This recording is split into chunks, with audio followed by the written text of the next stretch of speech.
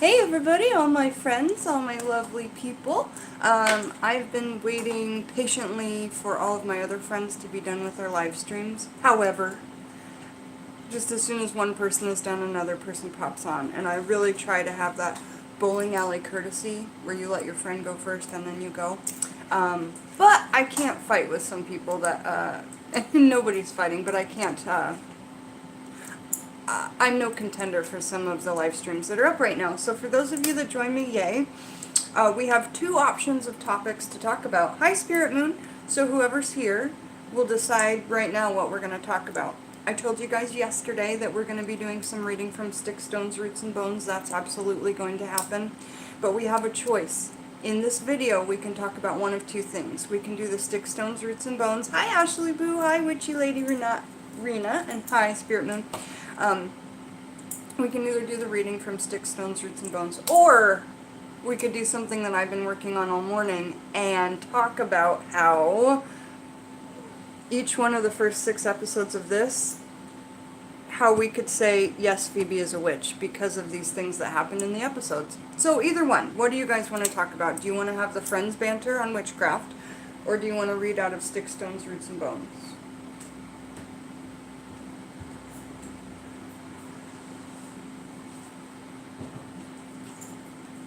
Which is right here.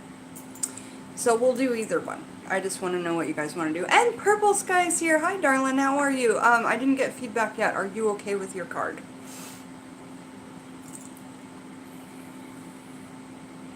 Purple Sky. I have it on the list what card you are. I haven't made it yet, but... You like the Friends TV show, Ashley Boo, and you're in the spiritual community. You're okay with your card. Okay, great. So let's do the Friends banter first, okay?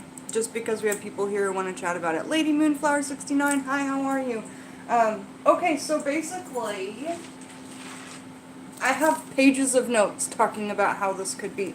So the first episode in the show Friends is called The Pilot. Hi, Iridescency, we're having a little banter about Friends, and then we're going to come back for a video and do Sticks, Stones, Roots, and Bones.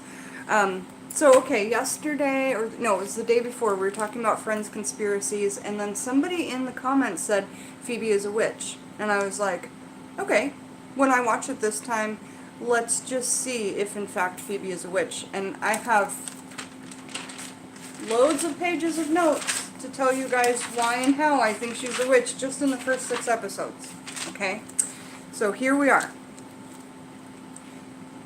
Episode 1 is called The Pilot. Phoebe's first words are, and they're all sitting around talking about why Monica's date might be so weird or wrong. And she says, does he eat chalk? Because I don't want her to go through what I went through with Carl.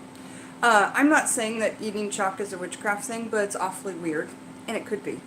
Number 2, the next scene she's doing this to Ross. And he's like, stop cleansing my aura. Okay, so another, and she says, fine, be murky.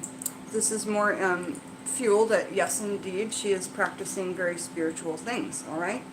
And we know that she's a massage therapist, but we haven't even learned that yet in this. So as far as right now goes, she's just this weird, creepy woman.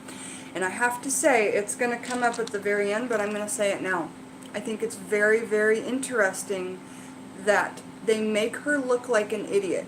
They give her lines that obviously make her look dumb as dirt.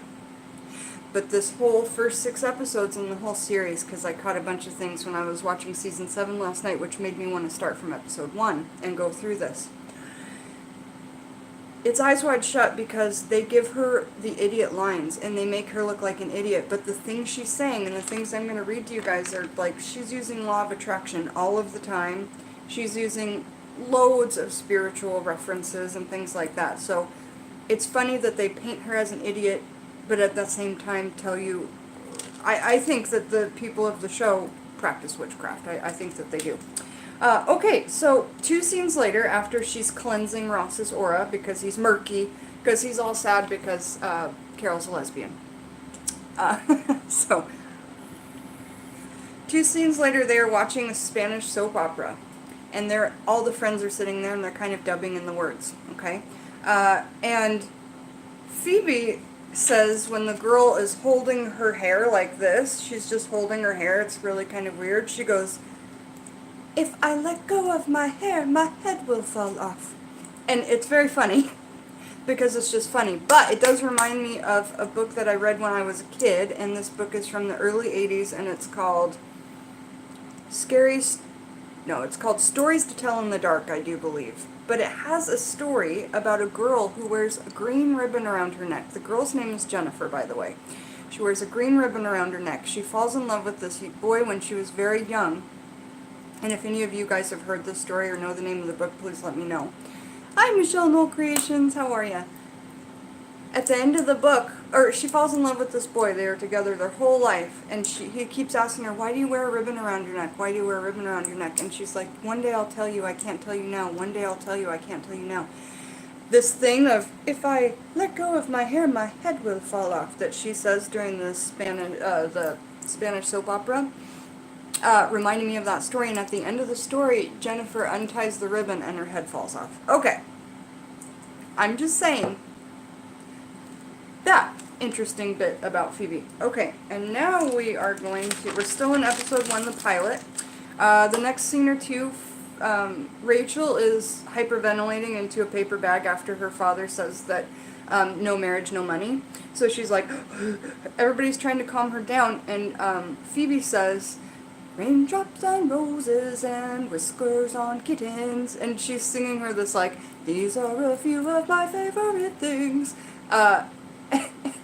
And it's really, I think she's using some beautiful visualization techniques right there. I think she's trying to help Rachel visualize positive things and just like focus on the positivity, right? Energy work, guiding energy in the right direction. And Phoebe's probably picturing those things too as she's trying. And Rachel shoos her away and goes, "Thanks, you helped." And again, they're brushing her off as an idiot, but at the same time giving you these beautiful tools. Okay? Alright, so next, and I would love to hear what you guys think about this, otherwise am I just a ranting maniac? Hi Thomas, how are you? Witchy Lady Rena says she remembers reading the story as a kid where she pulls off the green ribbon and her head falls off. We are talking Friends again, but we're going to come back for a video and talk Stick, Stones, Roots, and Bones. But I watched in particular, I watched the first 6 episodes of this show and wrote down pages of notes to tell you guys why I think, in fact, Phoebe is and could be a witch. Alright, so, and then a few scenes later, for no reason and out of nowhere, Phoebe says to Rachel and Chandler when they're in the kitchen together, she says, "Oh no, I just pulled out 4 eyelashes. That can't be good." And I think that is just to show how valuable she believes those little things are, you know? Eyelashes is hair, is DNA, but more than that. It's a visionary tool, and a lot of people use eyelashes in their witchcraft. I use eyelashes in my witchcraft for helping my second sight, for opening the veil, things like this. I don't think I've ever shared that with you guys, but I do use eyelashes for that sort of thing. In astral oils, you know, meditation guidance, things like that. So when she said, just out of nowhere, everybody's talking about something else, she's like, "Oh no, I pulled out 4 eyelashes, that can't be good." Alright, then, several scenes later, Monica finds out that Paul lied to her, and then Monica says 3 times, "I hate men, I hate men, I hate men," and Phoebe stops her and says, "Oh no, don't say hate, you don't want to put that energy into the universe." In general, that's really good advice, and it's kind of tying in law of attraction, like you do not want to you don't want to bring that type of energy towards you and project those words. There's really a lot of power in words, especially when they're said 3 times in sequence, and I think that that's what we were talking about here. Hi Joda Joe, how are ya? Yeah, we're just having a fun chit chat. Hi Joyce Jordan, hi Actual Videos PH, welcome everybody. Iridescent C says, "I heard the story as the woman with the black velvet choker." So, oh, and that's what I meant to tell you guys, just like Iridescent C says, this story about the ribbon around the neck, I looked into it, and it's been passed down for hundreds of years, but just changed as different stories in different parts of the world. So it's actually a story that comes from the 16 or 1700s and just been adapted so many times, and there's the perfect example. Iridescent C says, "I heard that as the woman with the black velvet choker." Good morning, Joyce. Hugs. Oh, yeah, okay, I'll check in on that, Joyce. We talked to them this morning. We didn't hear about any flooding. So, let's get into it. Thank you for saying I look stunning, Jetta Joe. I appreciate it. I'm sure that you do, too. Okay, so several scenes later, Monica finds... Oh, right. She says you don't want to put that on the universe. Then she proceeds to heal Monica with foot reflexology in the coffee shop by sitting down. So after Monica says 3 times in a row, I hate men, I hate men, I hate men, and Phoebe says don't project that energy out into the universe, she sits down and she does feet reflexology in the coffee shop. Dude, Michelle Knoll Creations, that's exactly what I'm doing. I've seen the series of Friends so many times, over 100 times. But each time I watch it, I love to have a different thing I'm looking at. And this time it's just that while I'm doing my artwork. And anything I hear, my laptop's right here with me, anything I hear I'm noting down. Because I could make a small book on this. And maybe someday I will. Anyway, I've done Friends trivia books. I made a Friends trivia game. The game board is 25 feet long and 5 feet high. If there's a way I can ever play that with you guys interactive, that would be so much fun. Cherry Chopsticks here, hi. Friends is on TBS right now. What episode are you watching?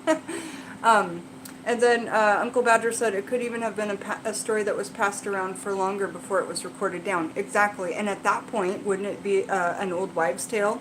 Because it's a story that hasn't been written. I like that. Okay, so she proceeds to sit down and work on her reflexology in the coffee shop.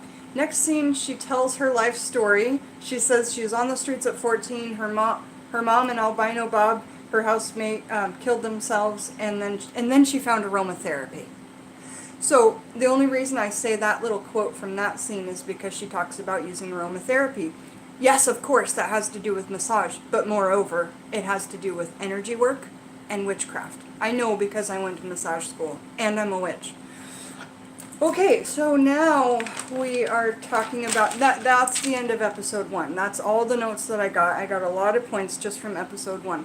Really excited about that, you guys. The more that I watch, the more that it's all kind of falling into place and making connections. Folklore, an actual folk tale. Yes, that's right, Uncle Badger. Thank you, Thomas. Okay, so episode 2 is called The One with the Sonogram at the End.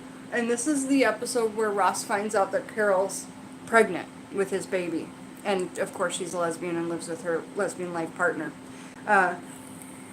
This was a groundbreaking show. This show came out 2 years after Ellen DeGeneres. Ellen DeGeneres used to have a sitcom called Ellen. When she decided she was coming out on her show, her career bombed. I mean, her career went to shit. Nobody would sign her, nobody would hire her, nobody would help her. Not only 2 years later, they start out this show by immediately talking about my wife is a lesbian, and they have a lesbian character on the show.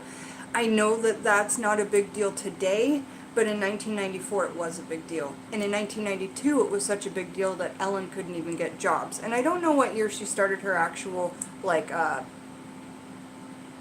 Ellen show, but it took her quite some time to gain herself back up again. Okay, so now we're talking about episode 2 of season 1. This one is called The One with the Sonogram at the End. Phoebe says, when Monica is compulsively cleaning up for her parents to come for a visit, she's like fluffing the pillows and won't calm down.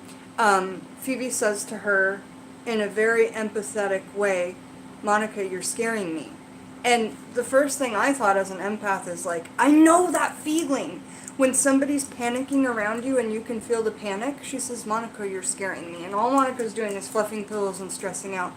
So I feel from those that she has this like empathetic gift as well. Exactly. His first divorce came in, the first episode. And yes, that was Ross's poor Ross. So now listen. There's only 2 little things I could find in this whole second episode. The second part is that when Rachel started to touch the pillows because she was looking for the ring that she lost the engagement ring she was supposed to give back to Barry that day because she didn't go through with her wedding in the pilot. That's when she walked in soaking wet in her wedding dress. Okay, so Rachel can't find her wedding ring or her engagement ring that she's supposed to give back to Barry, so she's looking everywhere and she gets to the pillows that Monica just placed there perfectly, and she goes, oh God, don't touch those. It was for fear of Monica stressing out again, and she didn't want to feel all those she didn't empathetically want to feel all that stress again. It scared her. She said it out loud. Hey Sam Lee, how are you? Nice to see you.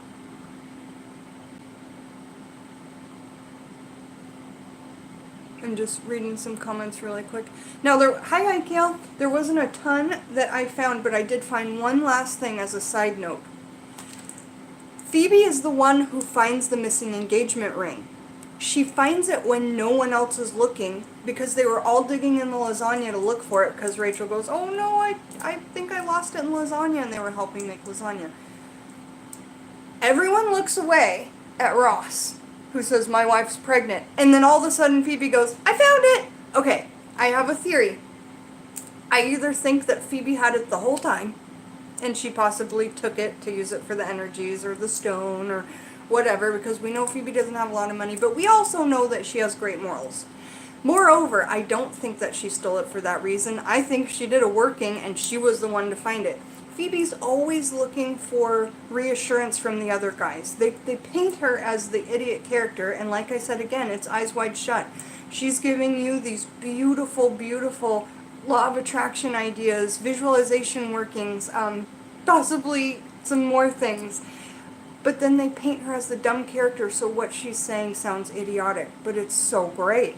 All right, so that's what I had to say. I think that she found it because she was doing a little working, and she was the one to find it because she wanted appreciation and encouragement. All right, now we're on to episode 3 of season 1, and episode 3 of season 1 is called The One with the Thumb. Do you guys remember this one? The One with the Thumb? Basically, in the beginning of the episode, Phoebe checks her bank account, and she has $500 in there that doesn't belong to her. Okay. And everybody's like, what bank is this? I want a bank there. All right. $500 that she doesn't want, because I know why she doesn't want it. Anybody in this free world would probably go, $500 that just, like, that's a windfall and it was meant to be. And I'm just going to be quiet about it and it's fine. Maybe it came from somewhere that, whatever. Hi, Butterfly Magic with Hot Tea, how are you? And Dangerous Eyes, how are you? So I think that she didn't want to, like, kind of, I know a lot of us don't believe in threefold, but in general, maybe she believes in threefold. Maybe she didn't want to have to repay that back threefold times, something she didn't work for. That's my idea of maybe why she didn't want to take the $500 originally. This is episode 3, The One with the Thumb. So Phoebe gets $500 in the bank for no reason. She sees it as a curse. She says it. She says, it's a curse. Chandler jokes that it's Satan's minions at work again. She's like, yeah. And then she says, and she encourages this, and says, yeah, you know what I'd hear when walking in these new boots that Rachel suggests she buy? Not mine, not mine. Not mine, not mine, if she was trotting. All right. So in this, it's insinuating that she is clairaudient. And that when wearing these boots that were so not hers that she bought with the $500 upon Rachel's suggestion, that even the clicks of the sound of her boots would be clairaudient to her to be a reminder that they're not hers, that she didn't earn them, that she doesn't deserve them. And I think that that is interesting. Now, later on in the episode, they try to correct the problem, and she wrote them a letter. But they think that she says, I'm missing $500, so she ends up getting $500 more dollars. So now she has $1,000 that doesn't belong to her, and she doesn't want that energy. She doesn't want to take on the responsibility of this free money, and I totally get that. Hey, Tangerine Layla, how are you?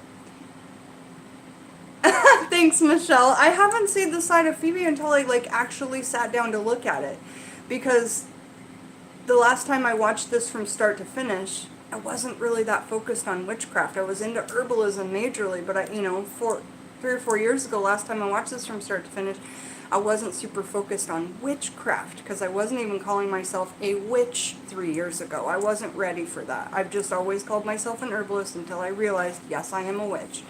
Okay, so She gets another $500, and at that point she decides, okay, I am going to take this money and give it to my old friend on the streets, this lady that calls her Weird Girl, that she knew from her time on the streets, and just give her this $1,000 and the football phone that came with it from the bank. As a free gift, we'd like to give you this football phone that says sorry for our mistake.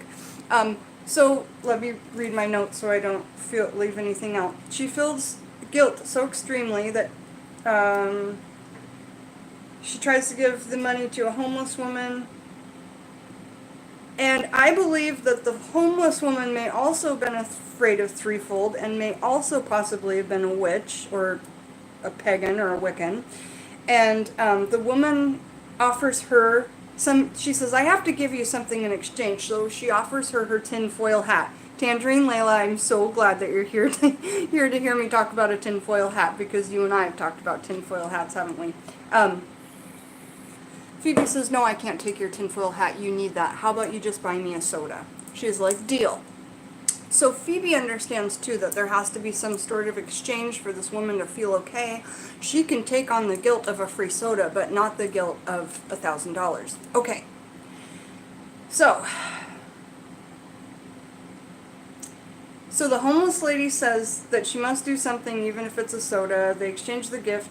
And that's why I feel like the homeless woman was a witch, too. She thought she needed to do something for this money, even if it was something tiny. Some kind of barter or exchange.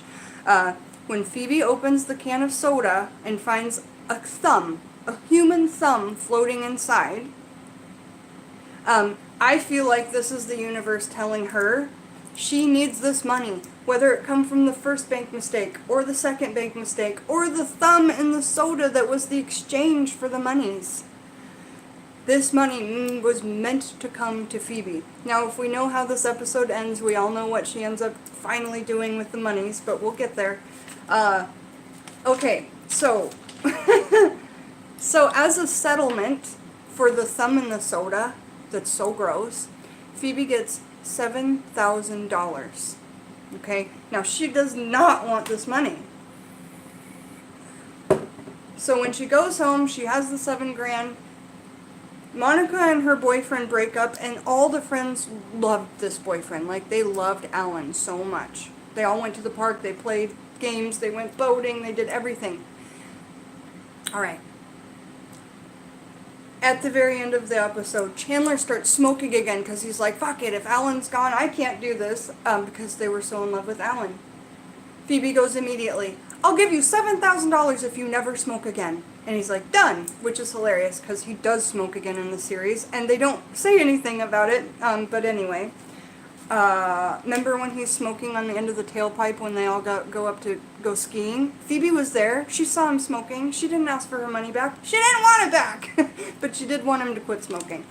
So anyway, this is also 1993-4, a time where they were smoking in shows, and they really stopped doing that in the mid-90s to the mid-2000s, O's of 2000s. They really took cigarettes out of a lot of things, and so I think it was interesting that they were still doing that. And now we are talking about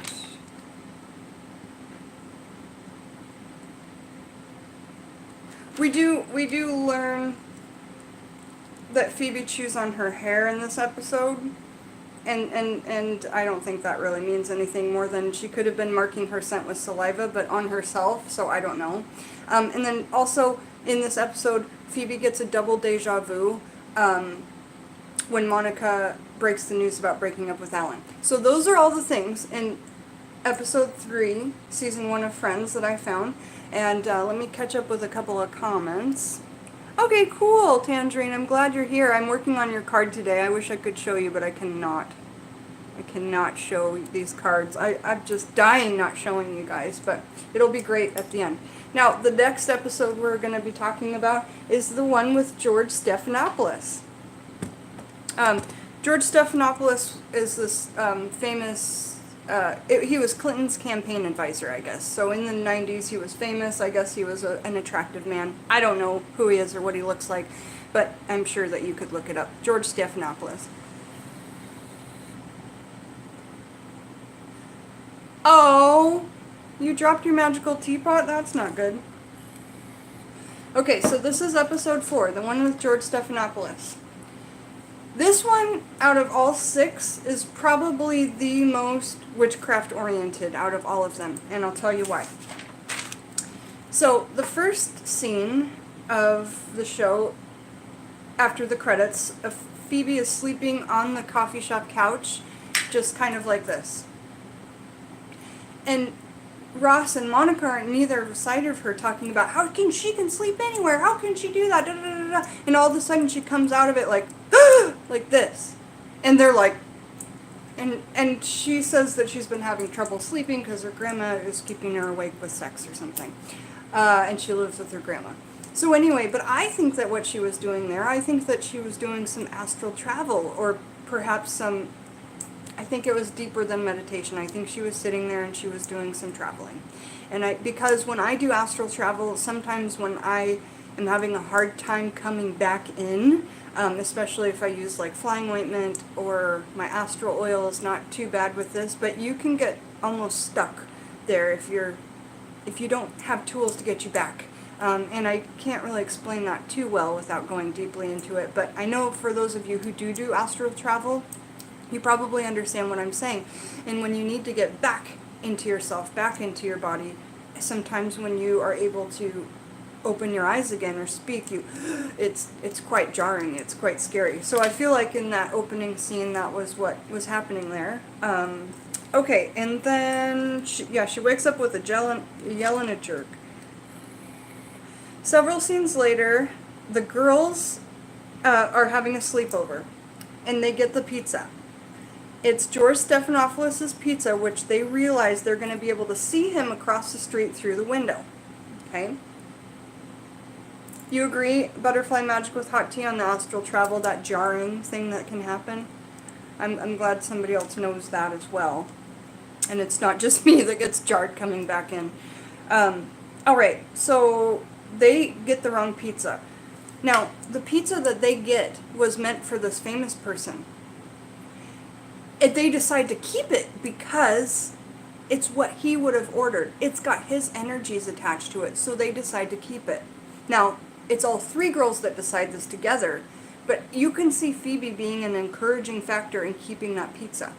Even though they wanted the double cheese with no fat crust, which is hilarious. It's such a woman thing to do. No, it's just such an any person thing to do. I'm not trying to be that person. Okay, so anyway, I really think that they found joy in, and it felt very magical to be eating the pizza that a famous person ordered. And then they eat the pizza, and then they spy on him through the window, and it turns out he's with a woman. So they're getting sad, they're getting depressed, etc. We'll get back to that. Just keep that in mind of that sleepover that's going on. They're in gym jams, they're having a comfy time, it's super fun. Meanwhile, while the girls are doing all this stuff, the boys are doing stuff of their own. And the boys take Ross to a hockey game. They take him to this hockey game to get his mind off of Carol because they find out that October 20th, that's today's date. And Ross is so sad because it's the day that he first consummated his marriage with Carol.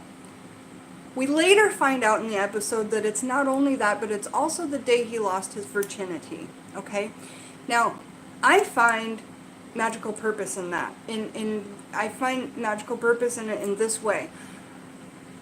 Ross, that was obviously a very potent, very important day and time of his life to him and a life-changing moment. Of course, if you're 24 years old and you lose your virginity and you're a boy, that's probably a big day for you, I'm sure.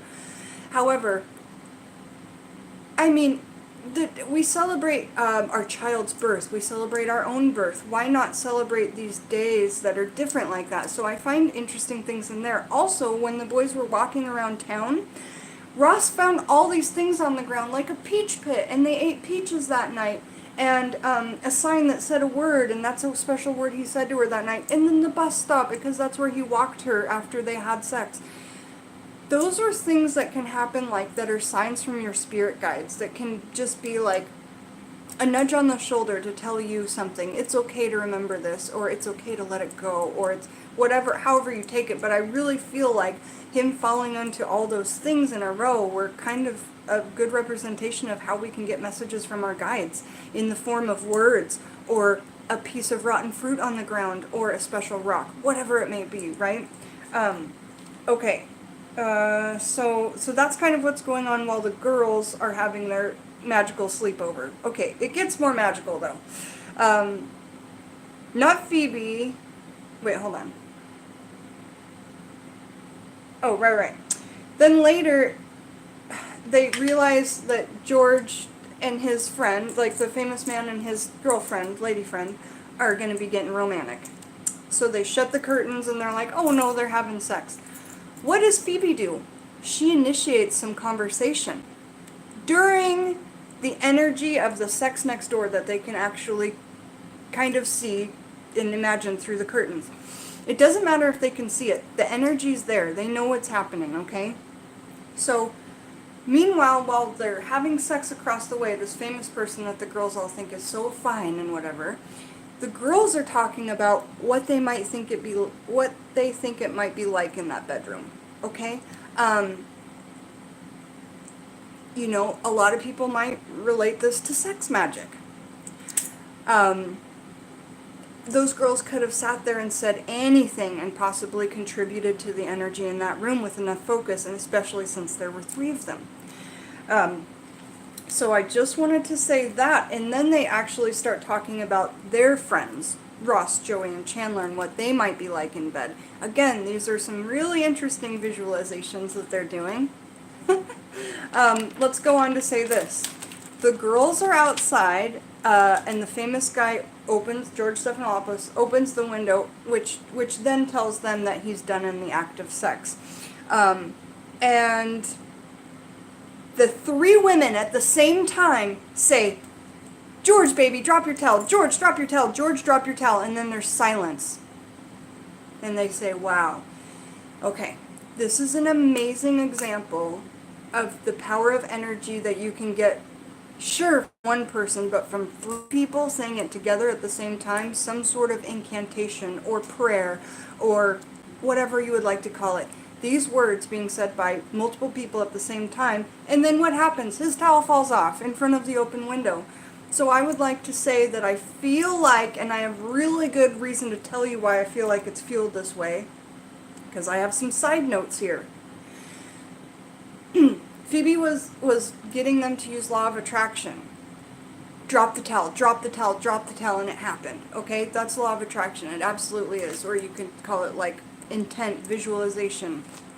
Alright, here's the side note. For the girls' night sleepover, Phoebe was in charge of bringing the board games. She brought a board game that didn't work. She brought Operation and says, it doesn't work, but we can prep the guy. Okay, so she was trying to get the night to fail, in my opinion. I don't think she wanted to play the board games. I think she wanted to get the girls together to utilize that energy as a witch. And I'm being completely serious on that. Yeah, I think it was intentional. And what I wrote exactly was, I think this was intentional so she could get the girls to do witchy shit and have no games to play. Also, tons of magic beans references. Oh, this is a good one. This is a really good one. So over episode 1, 2, and 3, we know that Rachel's having a really hard time, becoming a part of the workforce, having a regular life, keeping a job, and not getting paid lots of money, and not being able to spend like she used to off of her daddy's credit card, etc. I think that when Phoebe came over that night and suggested that they have a girls' night, the whole intent, because of what Rachel says at the end of the show, I think the whole entire intent was to do a working on Rachel, to get her to not worry about money, to not see money as the end-all be-all or as the most important thing, and here's why. At the very end of the episode, one of the boys picks up the phone and says, oh, Rachel, it's the credit card company. And they've been calling her to see why she's not using her credit card. And she says, when she picks up the phone, that she's okay, she doesn't need the cards because she has magic beans. Okay, and she's smiling and she's genuinely happy. You can see this genuine happiness radiating out of Rachel as she tells her, yes, FICA's got all my money. No, I don't make crap at the coffee shop. But she's happy. She's finally happy with this group of friends. And so I really think that Phoebe was doing workings with her that evening so that she would be happy with no money or just with herself whatsoever. And that's just such a beautiful thing, right? Yeah, no, Tangerine, Phoebe is totally a funny witch. Oh, that's funny, Tangerine. You remember saying be careful what you wish for during that? That's great. Okay, so now we're on to... We only have 2 more episodes, then we're done. Then we're going to talk Sticks, Stones, Roots, and Bones, I promise. So now we're on to episode 5, and that's the one with the East German laundry detergent. This is the episode where Ross is desperately trying to be on a date with Rachel because he's been in love with her since way, way, way back when. Bye, Ashley. See you soon. Thanks for dropping by. So Ross wants to go on a date with Rachel so badly he just kind of tags along the evening that she and Monica are to do laundry. So, in the beginning of this episode, Phoebe says, guys do so many mean things and not even care. I don't know why she said that. I don't know why I noted it down. I thought it was going to go somewhere. I guess maybe it didn't. Later, Phoebe suggests that she break up with Tony at the same time Chandler breaks up with Janice because Chandler says he can't do it, he hates breaking up, and he's bad at it, and he won't be able to do it. And we remember Janice, right? Did you guys know that Janice appears in every single 10 seasons at least once? Very interesting little bit of trivia there. So, I think Phoebe had a selfish reason for wanting to do the breakup at the same time. Okay? We know that Phoebe's an empath from the earlier episode with the pillow fluffing, okay? Or I know that she's an empath by that. Or I think. How about that? I hypothesize this. So that's the first thing. We see Phoebe suggest that she wants to do this. I think that she wanted to do it at the same time so that she could kind of play off of Chandler's anxieties, get her breakup done with really quick and feel good about it. And there not to be too much energy. Like, maybe Chandler's energy of being so, because he was so chaotic and thinking about it, would be a distraction. So I feel like there may have been some selfish motives there. And then scenes later, Chandler and Phoebe are in the coffee shop and they're sitting at different spots. Phoebe does her breakup in like 2 seconds, they give a hug, he leaves. And Chandler's like, what? How did you do that? So Chandler's trying for hours to break up with Janice. He has like 8 to 12 espressos and he just can't stop putting them down. He's shaking like a leaf. And then Phoebe offers to do it for him.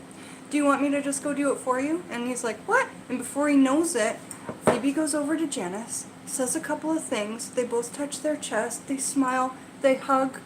Janice looks at Chandler, smiles, touches her heart, and walks out the door, and they're broken up. And he's like, how do you do this? I think Phoebe's using some sort of glamoring work here. And I think Phoebe's utilizing energy from other people in the coffee shop.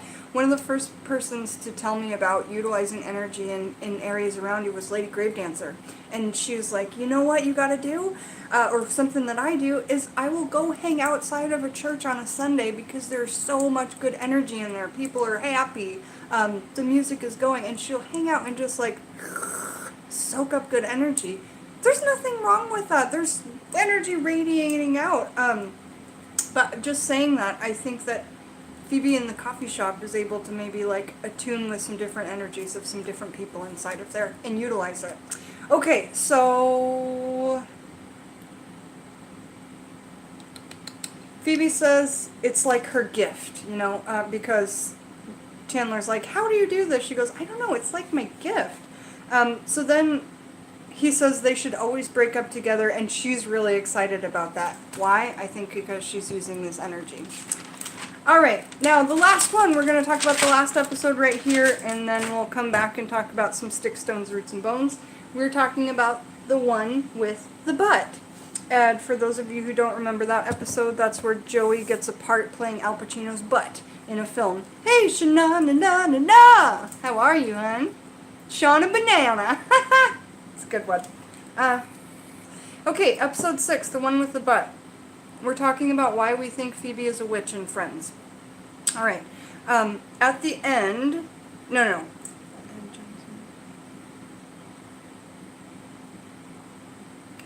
So,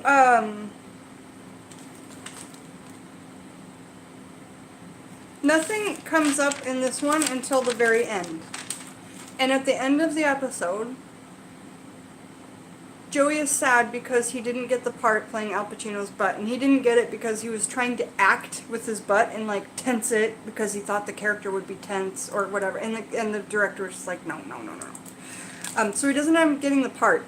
And he says, what if you only get one shot and I blew it? And all the friends are sitting together talking. And Phoebe says, I don't think you only get one shot. And I have to agree with that. I think that we can attract anything we want with enough visualization and focus. And then she proceeds to say, and I quote, I really believe big things are going to happen for you. I do.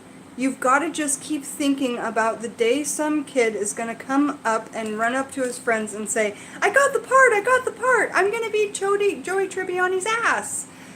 And this is so true. In this thing she just told him to do, she's using visualization, she's using the power of positive thought, and she's using the law of attraction.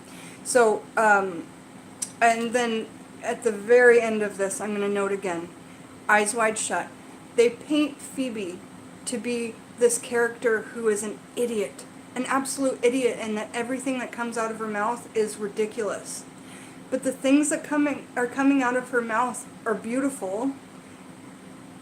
And it's like the movie Eyes Wide Shut. They're telling you the truth. They're giving you all this great knowledge, but then painting it as a fiction. And I would just like to say that I think it's sad that they did that, and that they proceed to give her brainless lines so that you think that everything she says is ridiculous. Alright, so we are done. We talked about every detail that I heard while watching the pilot. The one with the sonogram at the end. The one with the thumb. The one with George Stephanopoulos, which seemed to be the most witchy to me. The one with the East German laundry detergent, and the one with the butt. Now, I am going to proceed to... God, I wish I could show you these cards. I'm looking at them right now. I'm so proud. But it's only 2 short weeks away. My birthday's coming up. A lot of people want to send me books for my birthday. I'm so happy about that. Any birthday gifts are going to be amazing. My P.O. Box is 383 Seebeck, Seabeck, Washington, 98380. If anybody wants to send me a birthday gift, that would be so amazing. I'm going to stop this video, and then we're going to come back, and we are going to read from Sticks, Stones, Roots, and Bones, and probably talk more about animism, because that's probably my favorite and most important thing in my intuitive craft. So we'll come back. I'll see you guys. We're going to talk Sticks, Stones, Roots, and Bones. Thanks for talking friends with me, Jen the Taxidermy Witch. Please make sure to check out my Patreon.